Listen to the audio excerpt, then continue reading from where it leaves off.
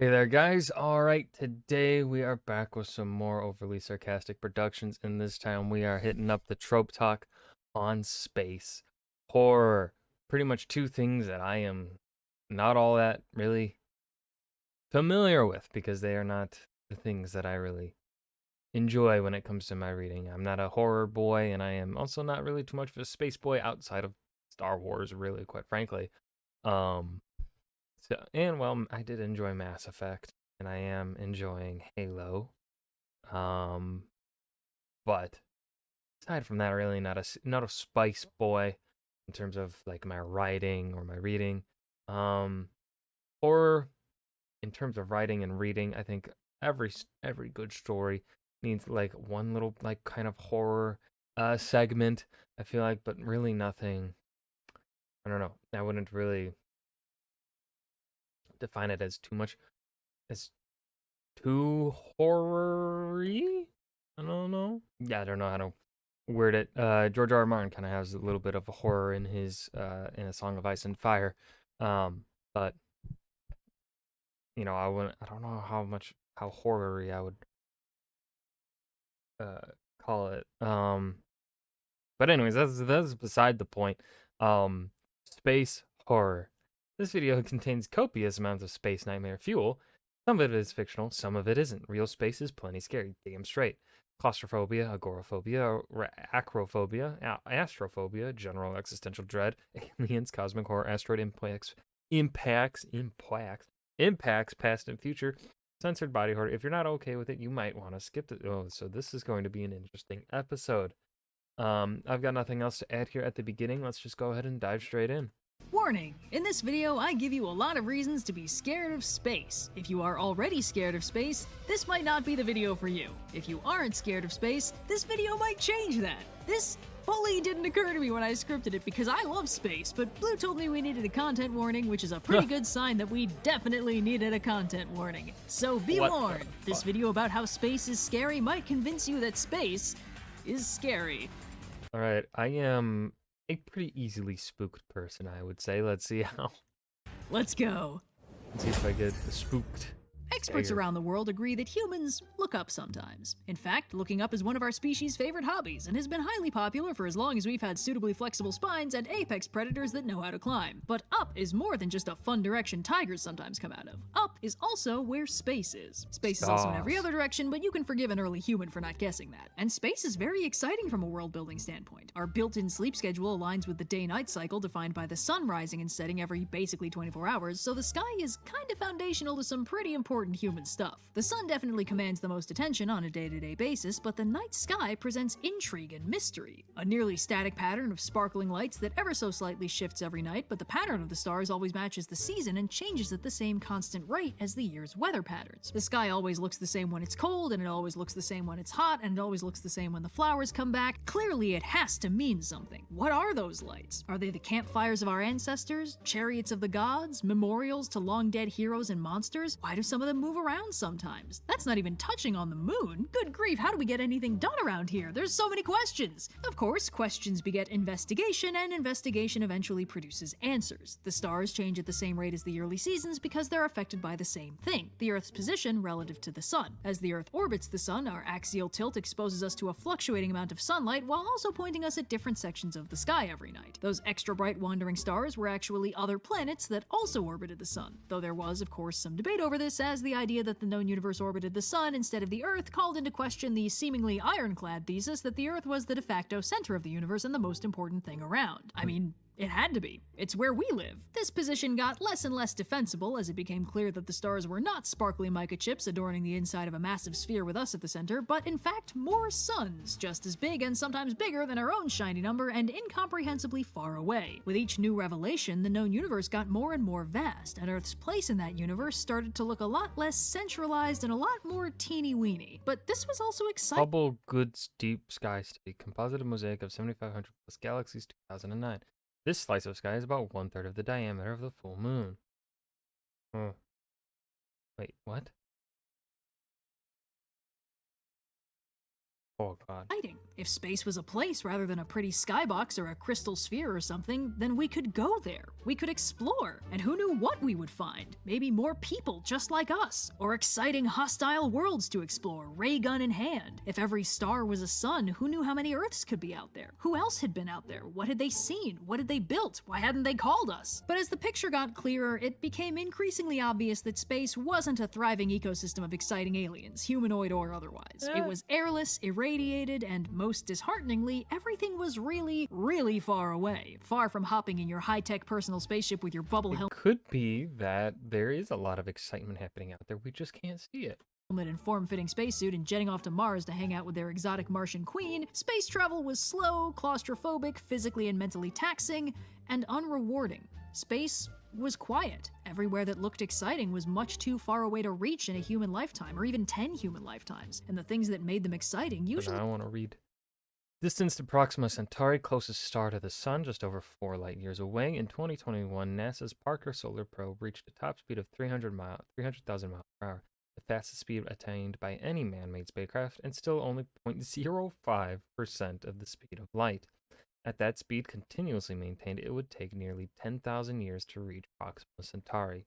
too far away to reach in a human lifetime, or even 10 human lifetimes. And My the things nose that itches. made them exciting usually also made them incredibly hostile to human survival. And not just hostile, incomprehensible. There were things in space that were so much bigger than the Coronal mass ejection of plasma, a form of matter composed only of loose ions and electrons created by extreme heat or electricity and thus rarely found on Earth. entire planet Earth, that the laws of physics that affected them were things we'd never seen before because they don't happen on the scale we experience anywhere on this planet. Black holes, where the gravity is so strong that their escape velocity is higher than the speed of light, had been theorized to exist since people first figured out that there was a speed of light, but guessing they existed was not the same thing as seeing the damn things bending space-time around them. And the concept of radiation only really started to be understood in like 1900, which is pretty rough considering stars are radioactive nuclear furnaces and we were trying to get all up close and personal with them when we'd barely just figured out that they could turn our DNA inside out. We started to realize that space was so enormously vast and so far outside the scale of anything we were familiar with that we could barely understand what we were dealing with out there. And a lot of what we were dealing with was turning out to be startlingly good at killing us. Yeah. It was impossibly enormous, terrifyingly deadly,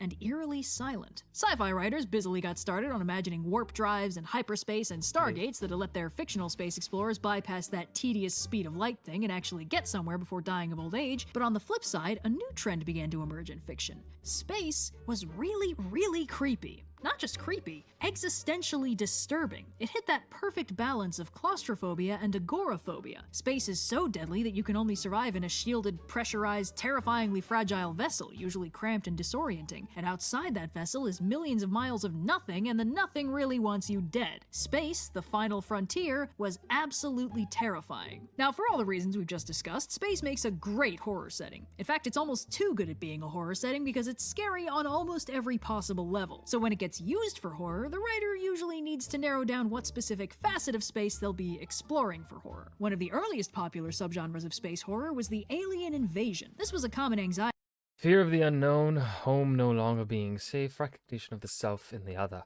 We are not alone in the universe, but we probably wish we were now. Life forms from outer space come to Earth. Typical implication, to do bad things to us. Common themes of disturbing familiarity that connect the encounter with wars/colonialism. Yes. in early Humans sci-fi love that has connected since to lost popularity colonialism. somewhat. Structurally, it was very simple. Space was really big, full of other stars and planets potentially just like ours. We were alive, and historically known to indulge in the odd bout of being colonizing bastards, so it was reasonable to speculate that somewhere out there in the vast cosmos there could be other colonizing bastards with better guns. These stories gave audiences an easy bad guy to unconditionally hate, a horde of incomprehensible alien creatures descending from the previously inoffensive heavens to give us the old British Navy special for their own nefarious purposes. Early alien invasion stories usually featured aliens as a terrifyingly superior foe to be fought in total war, but later stories featured more subtle invasions by things like body snatchers or pod people who could replace your neighbors with you being none the wiser. And ever so coincidentally, this happened to be happening at the same time as the Red Scare, because it's kind of awkward when the scary evil aliens are just doing what we did more efficiently, but it's okay when the scary evil aliens are doing what those jerks over there did. Still, the cut and dry alien invasion story found itself being subverted more and more. Some stories instead painted the alien invader as more of a first contact situation that humans royally beef by being all paranoid and tribal about it, suggesting that the reason space seems so quiet is because all the cool aliens think we're jerks. In other stories, the invasion is less of a coordinated attack force and more of a single threat, like a single very dangerous alien or something like a space plague or a really weird meteor. In simple cases, these things just kill people, but in more Lovecraftian stories, they might be something from so far outside our world's paradigm that just by its nature, it does completely incomprehensible stuff to the people and things around it, and by the time anyone figures out what it's doing, it's already been doing it. This creeping dread in an alien corruption is more popular nowadays than the invading alien army approach, but they all kind of embody the same general principle. Something alive comes from space, and it's a problem. But alien invasion stories almost always happen on Earth. Otherwise, they wouldn't really be invasions. In stories set in space, the horror... Environmental isolation. Core and anxieties. Claustrophobia, agoraphobia, loneliness, the sheer inconvenient fastness of space overall. If anything goes wrong in space, help is never close by. You have to face it alone. A factor in almost all stories set in space. Preys on the most basic fear of being helpless, and most fears are worse when faced alone. Being stranded or alone with a monster is common. Focus will often draw on environmental isolation. As discussed, being in space is claustrophobic and agoraphobic all at once. Most horror stories involve a character being trapped and isolated in a bad situation, hence explaining why they don't just call for help or run away from the monster. And space horror takes that to its logical conclusion. Why don't they run? Because there's nowhere to go. Why don't they call for help? Because there's nobody around for millions of miles. And while they're dealing with the scary space monster, they better hope the ship doesn't get damaged too badly, because that tiny bubble of habitable space is very fragile, and once the air gets out of it, it's a lot more difficult to put it back in. While horror stories set on Earth often end with the cops showing up or the cavalry arriving to rescue the surviving protagonists, horror stories in space can be rather more unforgiving. Sometimes the space police show up to help, but sometimes the best the characters can hope for is putting themselves into cryosleep and hoping someone hears their distress call before they drift into the sun. Space is pretty close to the bottom of the list of places I'd want to try fighting a monster. The archetypical example of this is obviously Alien, where the hero is stuck playing cat and mouse with the unholy offspring of a gimp suit and a velociraptor, and her job would be a lot easier if she wasn't stuck with it with nowhere to go. But back closer to home, we find an odd cousin of the Scary Angle 3, something really big is falling towards Earth. Core anxieties, home no longer being safe, the sheer incomprehensible vastness of the cosmos. Space is full of very big things moving very fast, we even live on one. It would be pretty bad if one of those things got too close to us, so what would we do about it? We'd blow it the fuck up. Space horror genre that combines it with the Save the World plotline to form Something Really Big is Falling Towards the Planet. This might sound oddly specific and look a little less like space horror, but it draws from similar anxieties as the alien invasion. Space is very, very big, and we know there's a lot of stuff out there in it. It can just be hard to get to that stuff. In fact, we know from our own fossil record that stuff from space has hit the Earth before, and in one noteworthy case did a pretty good job of wiping out all life on Earth. Yeah. Well, 75%. Still not bad for a giant rock. So space is really big, and it's full of other really big stuff, some of it moving very fast. It's reasonable to worry that some of that really big stuff might hit us someday. NASA certainly thinks so, as they keep a very careful watch on all the big near-Earth objects that would potentially be a problem if their orbit ever got too cozy with ours. Now, before I give anyone nightmares, this is the kind of problem that NASA spends a lot of time and energy and money focusing on so they can keep it from becoming a problem, and it is not a problem any of us regular Johnnies need to... NASA needs more money, man. NASA 100% needs more money. The stuff that NASA has provided is, I think, damn near incomparable to any other government thing. I don't think anyone has provided the world with more benefit than NASA. Lie awake at night stressing over. Okay, cool. But in fiction, giant scary space rocks are a thrilling and or melancholic action-driving plot device. The horror of this story format comes from space and draws on some major stars of the space horror tropes. Incomprehensible vastness, a sense of powerlessness in the face of the void, but rather than playing these up for active horror, these stories tend to be more melancholy or action-y than standard space horror. In melancholic settings, the story might be more about how the characters cope with the seemingly inevitable destruction of the world, while in action-y settings, they usually have to go blow up or otherwise defeat the giant space rock before it gets any ideas on upstaging the moon. Next up, back in actual we found something really weird out there. Core anxieties being unprepared for the unknown. Oh, that one's scary to me. Space is huge and deadly, and we cannot protect ourselves from what we cannot understand. If we stumble on something dangerous and unknown, it can be really, really bad. Space, we get stories of the format, we found something really weird. A constant danger of exploration is the risk of finding stuff we don't understand that turns out to be much more dangerous than we're prepared for, or that has weird and scary effects we don't know how to deal with. Creepy artifacts with bad vibe auras, things that turn out to be part of alien reproductive cycles, an ancient space ruin that's totally silent but not as empty as it looks, etc., etc. These things often kick off horror plots by being actively very bad to be around, but they have varying degrees of individual malevolence. Think the spectrum of cursed artifacts. Some of them are actively hostile, some are just passively radioactive, some aren't actually all that bad, they just kick off the inciting incident. This variant is very popular in video games, probably because it's a really good premise for interesting environment design, collectible MacGuffins, and enemies for the protagonists to shoot en masse. And just one half step away from that is Space is somehow inherently way more fucked up than we ever guessed.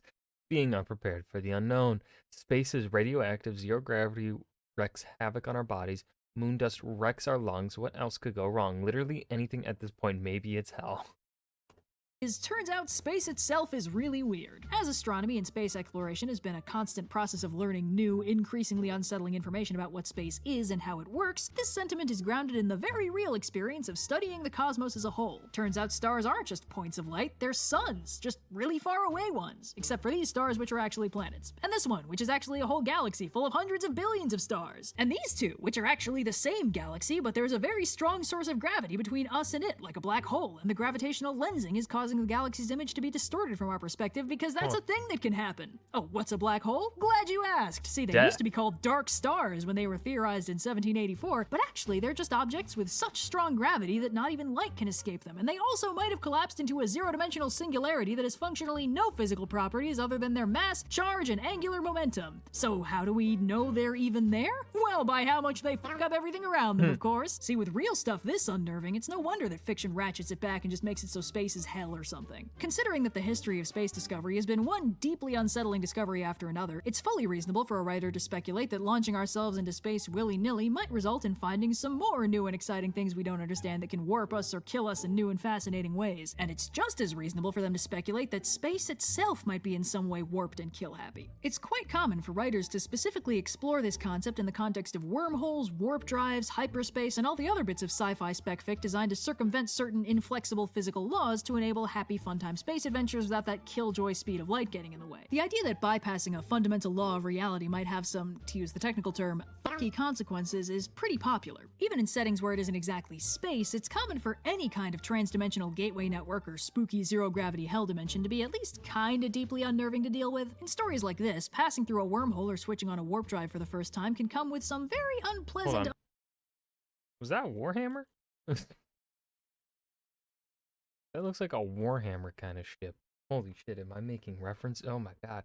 Unpleasant unintended consequences. This can be comparatively tame, like in Larry Niven's version of hyperspace travel, where the space outside the ship in transit is complete blank nothingness, like the observer's blind spot is covering the window at all times, and it's really creepy. And it can also be blindingly unsubtle, like in Event Horizon, where opening a wormhole turned out to literally transport the ship to physical, actual hell, at which point it very considerately brought some hell back to share with the class. This can even work in stories with only space-like settings, like Reboot, which is set entirely in a computer and thus has no access to real space, but substitutes in the web, a spooky zero-gravity chaos dimension that will degrade and corrupt anyone who goes into it without suitable shielding, probably from all the pop-up ads and Twitter discourse. In short, when it comes to space as a horror setting, the idea that space itself is the enemy is a very popular concept for pretty self-evident reasons. Now, as a setting trope, space horror doesn't actually dictate much about the plot, but it does come with a set of standard plot hooks that can draw an unwitting protagonist into a really bad situation. Space horror protagonists will frequently be roped into the plot because something out in space went wrong and they've been called in to help or at least investigate to figure out what went wrong and how they can stop it from going wrong again in the future. Then when they get there, surprise! Turns out the thing that went wrong was one of about a million different horrible possibilities that are still very much present and threatening, and their new goal is to survive and escape to avoid meeting the same fate as the first guys. Sometimes they're supposed to be on a rescue mission, but they don't need to bother, it literally never goes well. Best case scenario, the rescuee is already dead. Most suspicious scenario, the rescuee seems oddly unscathed. Either way, it never works out. As a horror setting, space has one major advantage advantage over its competitors: scale. The biggest thing about space is that there's so much space in it. Threats can be planet-sized, empires can span galaxies, threats can have consumed whole worlds before reaching Earth. In contrast, most other horror stories are by necessity limited in scale, at least when it comes to the horror itself. A slasher film's horror is one guy, a monster movie's horror is one monster. Even a disaster movie generally focuses down on how a tiny core cast handles one environmental threat, often in a purposefully claustrophobic environment to highlight how the goal is to escape. The threat might be a globe-spanning zombie plague, but the set piece will be a cramped hospital, a train, etc. The story relies on claustrophobia because in order for the threat to be threatening, the heroes have to be trapped with it, and that in turn implies that the goal of the heroes is to escape. Space, on the other hand, has the ability to trap the character with open space. It's not that That's a really good point to mention. I never really thought of it that way. But yeah, she's 100% right. Yeah, you're fucking stuck in space. There's no escape. I hate that. There's nowhere to run. There's a whole universe out there. It just won't help you. This actually applies even in alien horror that takes place on Earth, because the threat is usually something from the stars that threatens to make the Earth uninhabitable. And even if the threat is smaller scale, the fact that a nightmare dropped out of the sky with no warning once means it could easily happen again. Space becomes the world's biggest source of constant anxiety. It's no longer a mysterious and inviting source of wanderlust encouraging us to explore a vast and beautiful universe and spread across the stars. It's a cold, airless, radioactive void just waiting to drop body snatchers and viruses and mutative alien parasites or swallow up our tiny starships and spit them out warped into something monstrous and unrecognizable. And to make matters worse, it's got us surrounded. It catches us staring up into the void and makes us flinch. Now, this is not quite unique to space, but non-space horror needs to do a bit of heavy lifting to produce the same feeling of being trapped by the very environment. Global disaster movies often do a very good job of convincing the audience that there is nowhere fully safe to run because the crisis is everywhere, but in most horror stories, running is still the ultimate goal. Even if the crisis is global, there's somewhere that's safer than here. An island, an aircraft carrier, a defensible military base, a facility researching a cure. There needs to be something, because if the heroes have nowhere to run, the audience has nothing to root for. And sometimes that's the point. Maybe the heroes For some reason, we can't run, so we fight and defeat the horror, hide and wait for help, cope and do our best to muddle through, fall apart in a poignant exploration of the loss of humanity in crisis, die in interesting ways, sacrifice ourselves for future hope. Run, so they fight, or hide, or hole up and build the best life they can under the circumstances. Or maybe the story isn't actually about them surviving, but is instead about communicating some other goal like emotional catharsis or character development or a message on the fundamental nature of humanity or society or something. But in space, there's never really anywhere to run, at least not on a practical timescale. Running is just categorically not on the table. In space horror, there are always two monsters: the actual monster and the cold, unfeeling void. Running from one will usually just let the other one eat you. Instead, our heroes have to manage both threats, frequently with a convenient let's you and him fight by kicking the monster out of the airlock so it can deal with space instead. You know what they say, you don't need to outrun the freezing void of space, you just need to outrun the xenomorph you threw into the freezing void of space. Or something. So yeah. And that was Trope Talk Space Horror. This wasn't, this was an okay one. Not my favorite of the Trope Talks that we've covered so far. But it was good. It was good enough. I've really got nothing to add here at the end. Wow, this is the first Trope Talk under 30 minutes in a long time, I feel like. But I hope you guys enjoyed. Remember to hit that like button and subscribe for more, and I will see you guys in the next video. Peace.